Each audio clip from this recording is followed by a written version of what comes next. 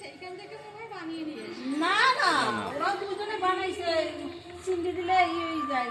বাণী কোঅপারেটিভ সোসাইটির প্রথম বর্ষে দুর্গাপূজা শুরু হয়েছে। দুর্গাপূজায়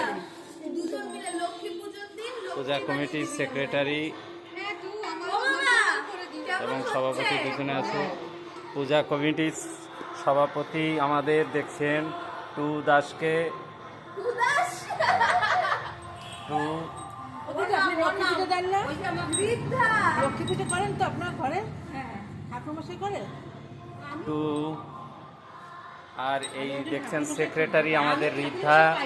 এদের ব্যবস্থাপনায় আমাদের এই সার্বিক পূজা চলছে।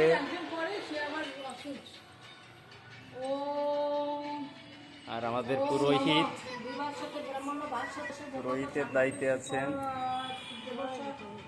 লতিকা মজুমদার।